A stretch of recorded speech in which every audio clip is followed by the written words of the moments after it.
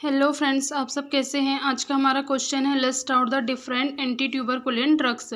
यहाँ पे हमसे पूछा गया है एंटी ट्यूबरकुलिन ड्रग्स को हमें लिस्ट आउट करनी है।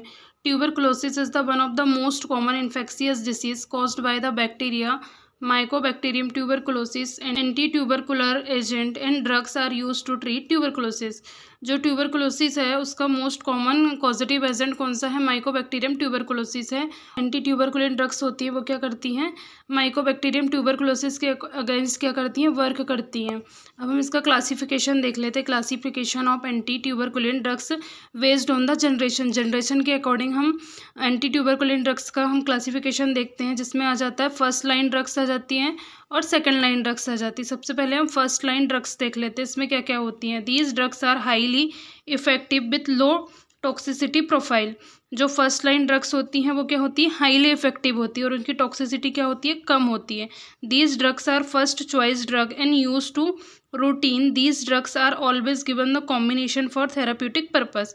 ये ड्रग सबसे पहले दी जाती है और इनको कैसे देते हैं? कॉम्बिनेशन ऑफ ड्रग थेरेपी के रूप में हम देते हैं। हमारा आ जाता है second line anti tubercular drugs आ जाती हैं। जो सेकंड लाइन होती हैं, सबसे पहले हम फर्स्ट लाइन देते हैं। अगर फर्स्ट लाइन से ट्रीट नहीं होता तो फिर हम सेकंड लाइन देते हैं। इसमें आ जाती है these drugs have medium anti tuberculin efficacy. The toxic effect of these drugs appear due to the longer duration of anti-tubercular therapy. These drugs are used to reserve drugs and always given the different combination with first line drug.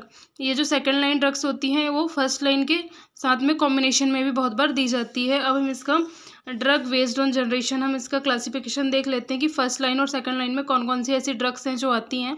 तो हम first line drugs में देख लेते हैं। पहली होती है isoniazid, फिर होती है रिफाम्पिसिन, पायरेजिनामाइड, फिर नेक्स्ट आती है स्ट्रेप्टोमाइसिन और इथाम्ब्यूटल। ये है फर्स्ट लाइन की ड्रग्स हैं। अब हम सेकंड लाइन की ड्रग्स देख लेते हैं। इसमें आ जाती है इथियोनामाइड, फिर आ जाएगी थियासेंटाजोन, फिर आ जाएगी पैरा एमिनो सैलिसिलिक एसिड, फिर एमिकासिन, सिप्रोफ्लॉक्सासिन, कैप्रोमाइसिन, साइक्लोसैरिन, रिफाब्यूटिन और कैनामाइसिन। जो कैनामाइसिन होती है उसका साइड इफेक्ट होता है ऑटोटॉक्सिसिटी करवाती है। फिर हम देख लेते हैं based on anti tuberculin activity, drug based on anti tubercular activity. इसके अकॉर्डिंग भी ड्रग्स दो टाइप की होती हैं एंटी ट्यूबरकुलिन ड्रग। पहली होती हैं ट्यूबरकुलोसाइडल एजेंट और ट्यूबरकुलोस्टेटिक। अब हम इसमें स्टेटिक और साइडल देखते हैं। जो ट्यूबरकुलोसाइडल होती हैं वो जो ट्यूबरकुलिन बैक्टीरिया है उसको क्या करेगी? किल करेगी। और जो स्टैटिक होती है वो क्या करेगी? उसकी ग्रोथ को इनहिबिट कर देगी। तो हम पहले ट्यूबरकुलोसाइडल एजेंट देख लेते हैं। इसमें आ जाती है आइसोनियाजाइड, रिफाम्पिसिन, स्ट्रेप्टोमाइसिन, पायरेजिनामाइड, कैप्रोमाइसिन और कैनामाइसिन, सिप्रोफ्लॉक्सासिन। ये में हम देख लेते हैं। स्टैटिक में इथाम्ब्यूटल आती है, इथियोनामाइड आती है, थियासिटामाइड आती है, साइक्लोसैरिन आती है और पीएएस आती है।